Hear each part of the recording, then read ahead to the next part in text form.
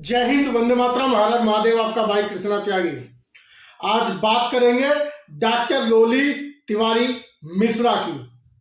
जी हाँ, ये सपा की प्रवक्ता है और सपा पार्टी में ये कार्य करती है और इन्होंने ऐसा काम करके दिखाया है जो सपा में रह रहे सनातनी हिंदू पुरुष हैं उनके मुंह पर तमाचा मारने का काम किया है।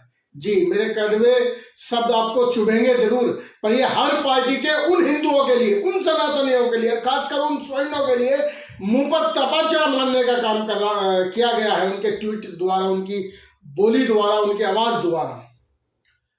अभी कुछ दिन पहले आपको ज्ञात होगा, स्वामी प्रसाद मौर्य जो एक नाली का कीड़ा है, उसने रामचरितमानस पर उंगली ही नहीं उठाई। अपने समर्थकों के द्वारा, उन घटिया समर्थकों के द्वारा रामायण की स्मृतियों को जलाया गया, फाड़ा गया। इस घटिया हरकत के बाद उन्हीं की पार्टी की एक दमदार नेता डॉक्टर रोली तिवारी मिश्रा जी उनके सामने आ गई और केवल सामने ऐसे ही नहीं आ गई, उन्होंने उसके खिलाफ मोर्चा खड़ा कर दिया सपा पार्टी के अंदर ही। और मैं उन स्वर्णों से पूछना चाहता हूं, उन लोगों से पूछना चाहता हूं, उन हिंदुओं से पूछना चाहता हूं जो उस पार्टी के अंदर बैठे हैं, क्या जब एक महिला में इतना दम है तो तुम पुरुष किस काम के हो बे?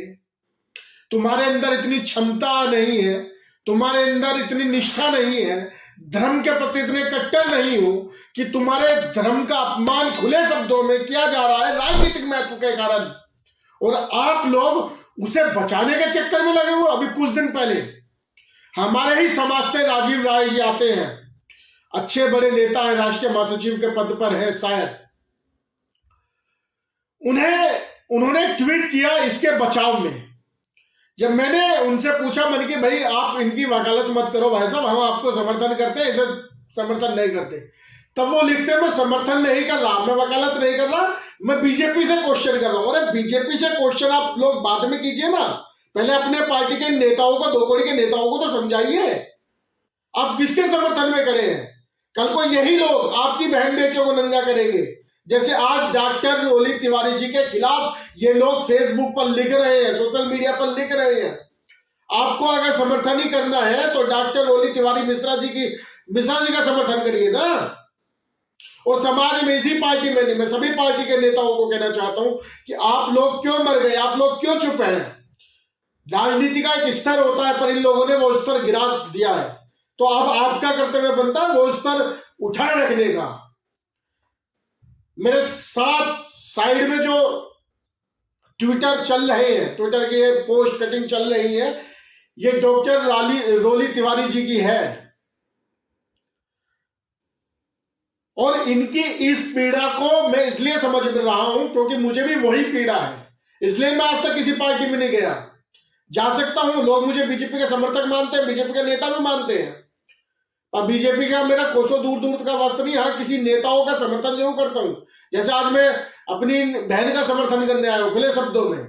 अब ये सपा में रहेंगी, भाजपा में जाएंगी, अलग का विषय है, ना भी जाए, सपा में रहे तब भी मेरा समर्थन रहेगा,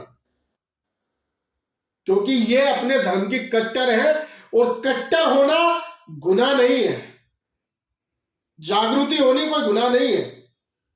क्योंकि अगर ऐसा है तो मेरे साथ जो ये वीडियो चल रही है ना, इसमें एक दो बड़े बल्लेबाज क्रिकेटर ये टीका लगवाने से परहेज कर रहे हैं। इस वीडियो में देखिएगा, इनका नाम मैं नहीं खोलूंगा क्योंकि गंदगी है, गंदगी का क्या अपने मुंह से नाम लेना।